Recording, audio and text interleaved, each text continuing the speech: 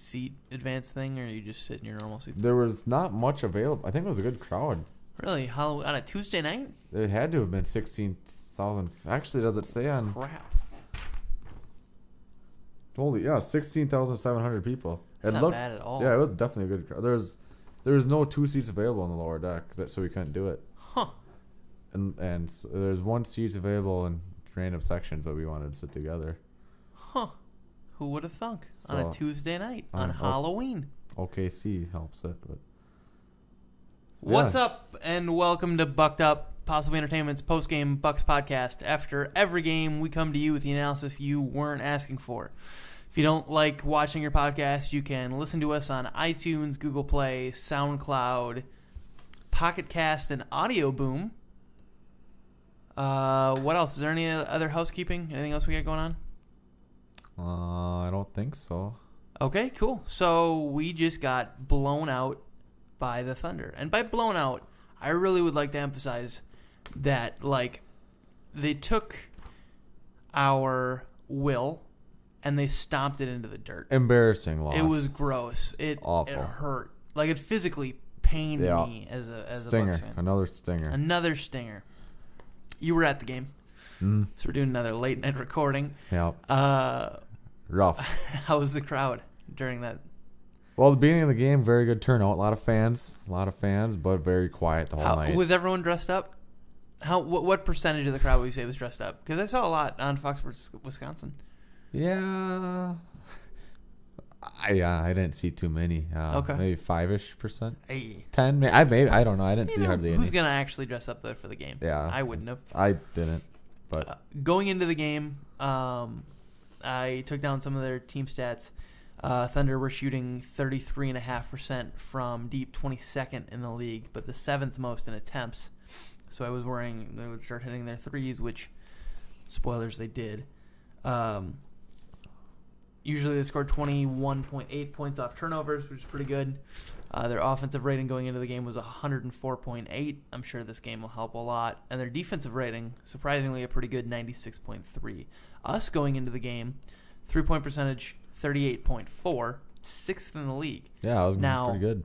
We are very low in attempts. I should have written 25th in attempts. Sorry, I did write it down. We do not take very many threes at all.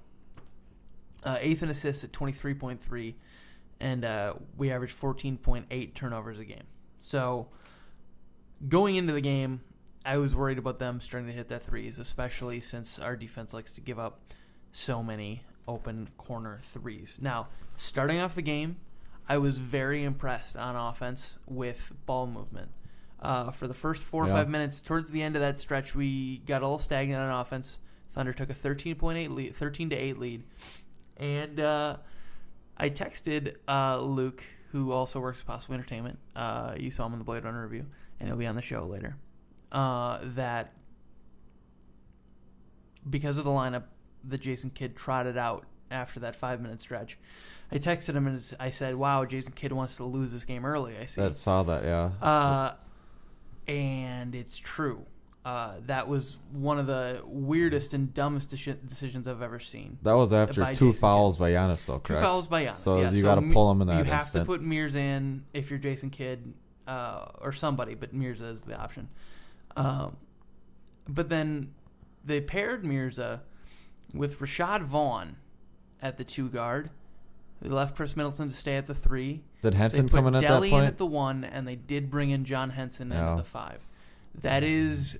No scoring. And they played against the starters, and against the Thunder starters. And so Mirza had to guard Carmelo Anthony. Delly, grit and grind as he does, he fought, isn't good enough to defend Russell Westbrook. No. And Rashad Vaughn had no prayer on Paul George, who played great tonight. Middleton stayed in at that point of the game, though, didn't he? He said he played the bulk of the first quarter. He did play most of the first quarter, unfortunately, considering how bad he played. Right, yeah. he shot 3 for 13 tonight. Yeah. Anyone who thought that he had broken out of his struggles last game, obviously, clearly mistaken. He played like garbage. Like Sterling Brown had a better game than Chris Middleton, and Sterling Brown played like 9 minutes. The problem is the game is all about momentum, right? Who can get momentum swings when it counts? and we had a lot of momentum in that first quarter with that starting lineup.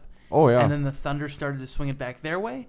Jason Kidd, to counteract that momentum, put in maybe the dumbest lineup I've seen him use all season. Which, in defense of Kidd, there's... What's the defensive kid? You can't tell me there's any defensive kid here in this without, entire game. Without Giannis, we have no chance no matter what. Tonight, no one was hitting shots, no one was moving, no one was doing a thing. They didn't even give anyone an opportunity to try, John. Well, they gave opportunities. John, there's no shot creator when Chris Middleton isn't playing on the floor. Okay, there is no shot creator. So besides Middleton and Giannis and Tony Brogdon, Snell, Malcolm Brogdon. Somebody needs to stay on the court. Snell's going to create his own shots? We've been talking about this the last few weeks. Is he's got to at least try. Somebody's got to do something because this is embarrassing. There's nothing you can do there. Now, I'm going to come off really angry and really doom and gloom right now. But again, this is a fluke game. This is barely ever going to happen this season. It's real early. You can't overreact on one game here. Exactly. But it does point to a lot of flaws that have been consistent with Jason Kidd Bucks teams. And it is frustrating to see it again this year when we are supposed to be so great. Well, we need that other scorer like Jabari when he gets back. That is the key. He's a consistent scorer. That's what we need. Chris Middleton is usually that. He isn't right now, and it's annoying. But Jason Kidd has to have awareness to know that, and that's the thing I want to hit on tonight. Is there are a lot of players who and coaches and other people involved in the Bucks organization who have no awareness of what they're doing at all.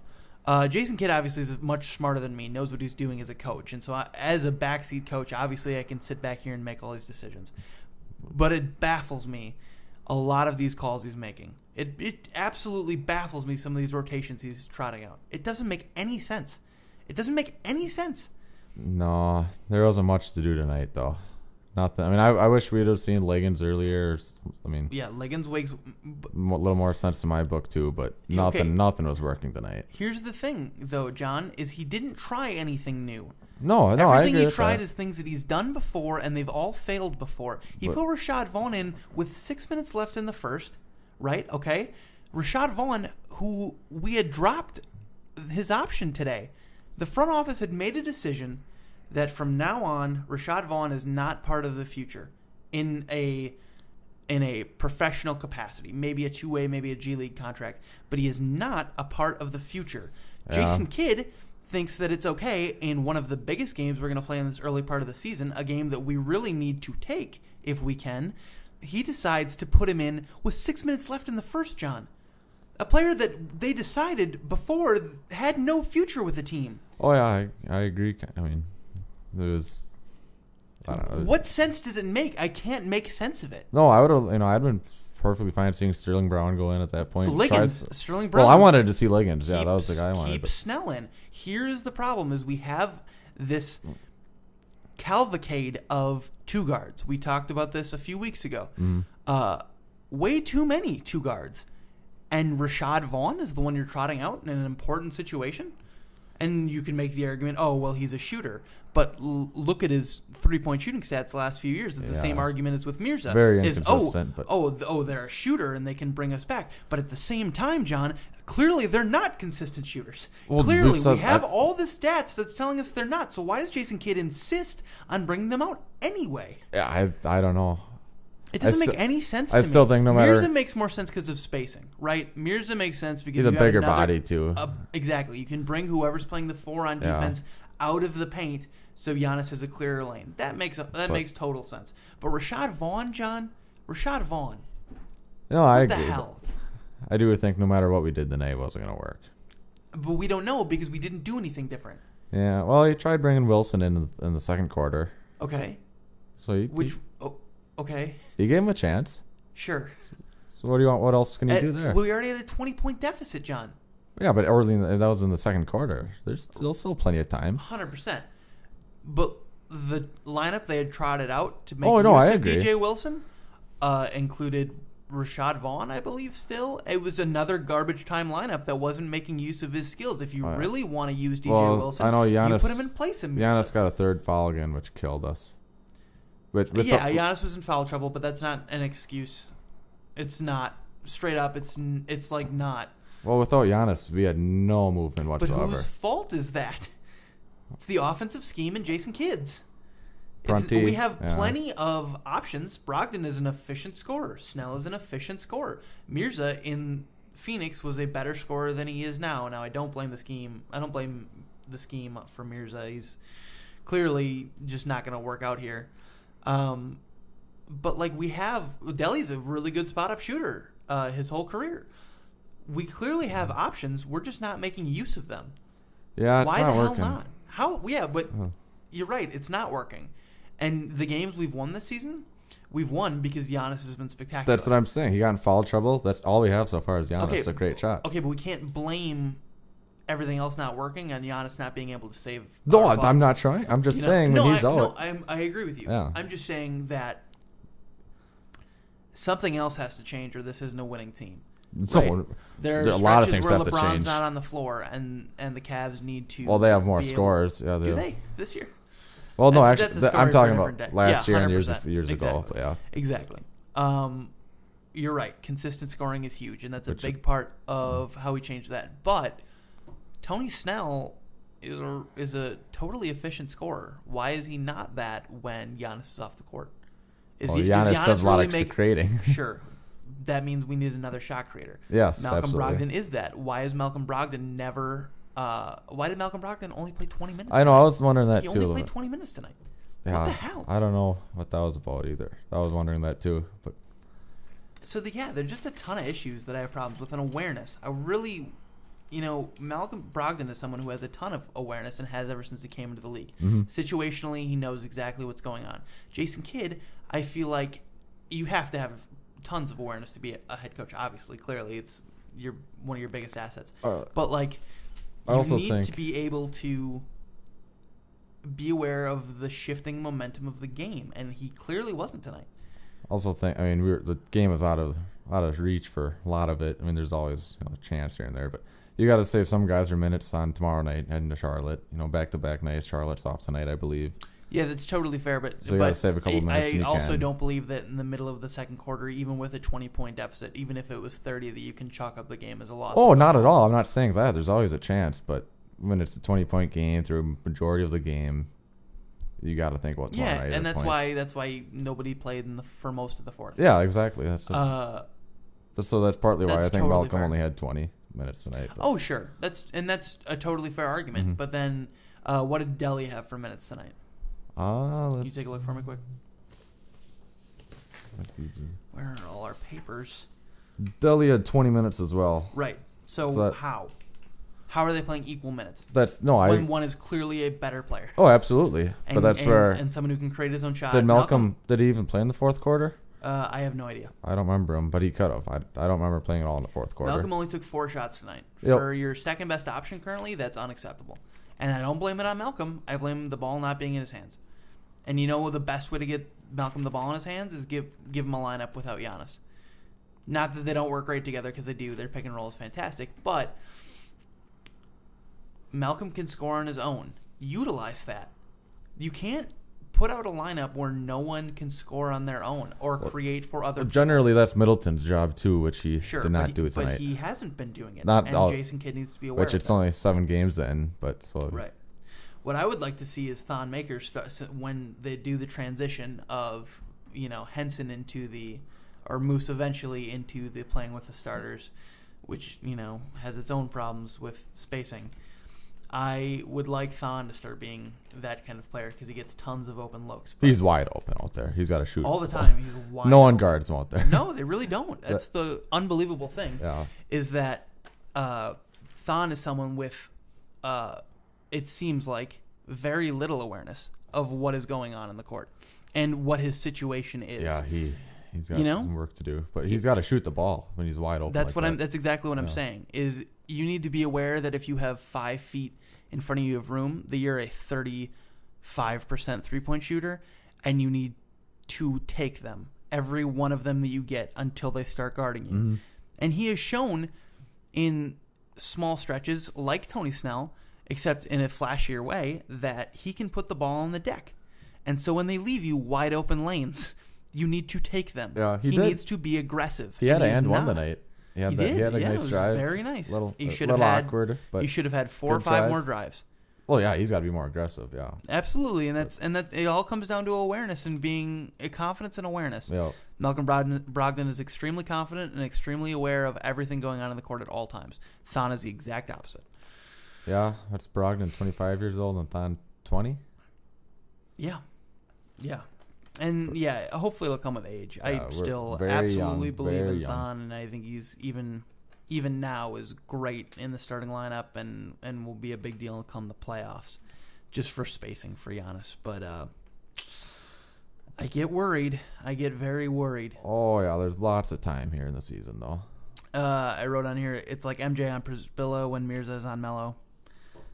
I like what's actually, I remember one possession. Mirza, he did all he could, and it was just a great shot, which Melo does. But Mirza was trying his best out there. Yeah. One possession, I remember me and Luke were even proud of Mirza for that one possession. You've got to be proud of him because he does try, but he has no defensive instincts at all. When Melo, it was 1-on-1, you knew that ball was going in the hoop. Yeah, exactly. But then how does Jason Kidd have? Well, there's also Paul George and Russell Westbrook on the court. That okay, shot. But Giannis' Had cover is 2 or 3 foul. Sure, 100%. But also part of it is being able to trust your star player to play with foul trouble. Oh, absolutely. But when you're down 20, when you're down 20 early in the second, John, is that big of a deal? I don't think so. No, that's we were talking about that at the game too. But I don't know. You got to have more than just your one star player to do things. But you said it yourself. Only our one-star player does do things. Tonight and in the last 6 games, absolutely. Right, exactly. Have awareness that a Carmelo Anthony is going to light you up like he kind of did tonight. Well, he only had like 17, didn't he? He didn't need any more than all of that came in like 2 quarters worth of playing. Mirza Teletovic doesn't cut it guarding Carmelo Anthony. No. You can hide him on a lot of 4s. You cannot hide him on Carmelo Anthony. It's just dumb. It's just dumb, and I know he has to. It's easy for us to say too, and absolutely, we're just backseat coaching, and we don't understand the difficulty that Jason Kidd. None of the shots for the Bucks are falling. We shot 18% until garbage time. That's from 3. It was awful. None of the shots are falling. We weren't rebounding the ball again. Yeah. Which, to be a contending team, we're going to have to start rebounding the ball. We need a rebound. I mean, we can't lose rebounding every night if we want to be a contender. But I don't understand. I don't know the solution, John. No, I don't. Well, we need to do something. But what? I mean, Giannis is gonna get whether it's close a trade, to 10 every night. I mean, whether it's a trade, whether it's. But what do we do? So then. I don't know what the solution is. Exactly. That's what I'm saying. Is do we really want another center on the roster that we have to pay $10 million if he's going to be a good rebounder? We'd have to.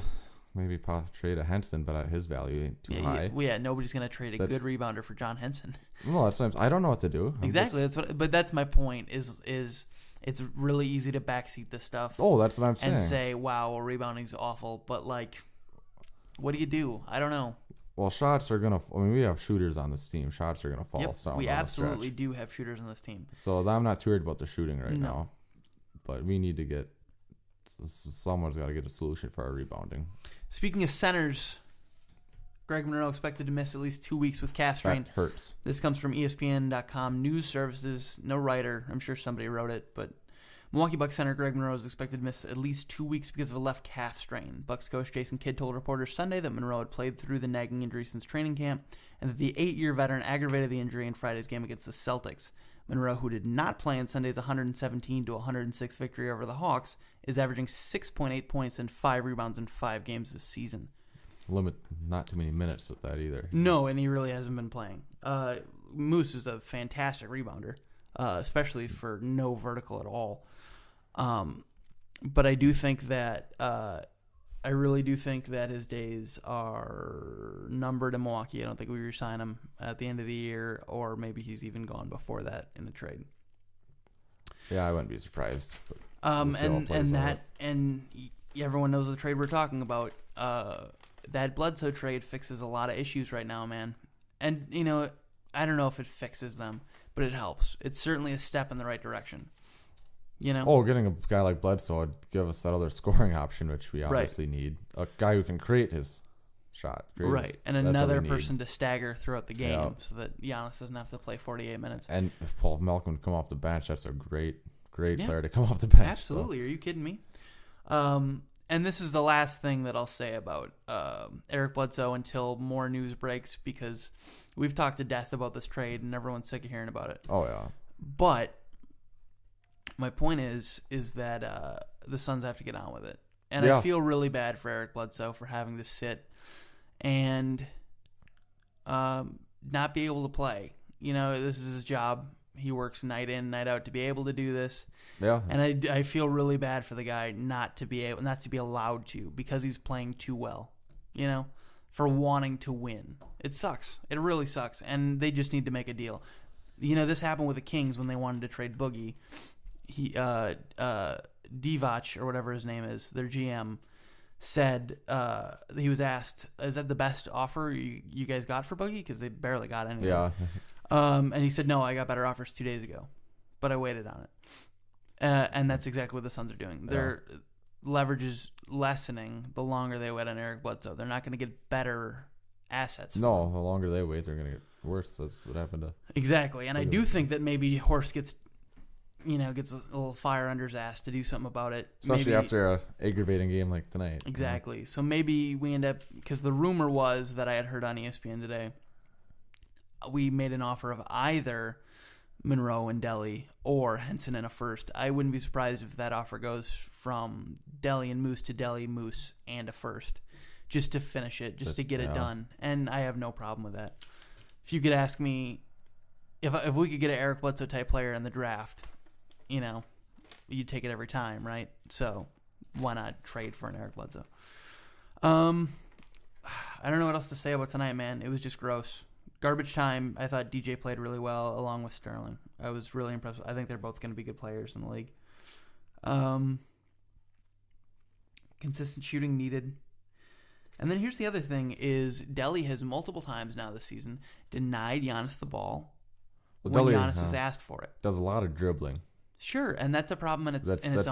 He doesn't. But it's not the same as Giannis calling for the ball, which he did twice in this game, and Delhi denied him. Yeah. That can't happen. No, that cannot happen. As soon as Giannis wises up and realizes he doesn't have to take this anywhere else, I mean, Well, I thought Giannis did his overall best trying to get back into the game at points. His effort the entire game was amazing. Incredible. He's amazing. Yeah. And he just wants to win. I think actually we put him in bad positions to do so. Very bad. But was Giannis the only guy in double figures tonight? I think he was. Yeah. Yes. The second leading scorer had 9. I think it was Middleton. Rashad Vaughn. Middleton. And Vaughn had 9 as well. Mm-hmm. Mighty Mirza with 8. Oh, yeah. Absolutely. We'll talk about Mirza more later. But yeah, Adams rebounding hurt, obviously. Westbrook on the pick and roll tore us up. Adams was a force. Which is to be expected. Then, the Westbrook, George, and Anthony were problems, of course, as we figured they'd be a factor. Oh, yeah, absolutely. They're a factor always. The biggest takeaway from all of this is that, there are issues that are still persisting. We're giving up less threes than last year, so everyone was like, the defense is fixed. It's clearly not. There are clearly holes. There's few issues. All over. People said, Giannis is scoring 30 a game now. The offense is fixed. Clearly not.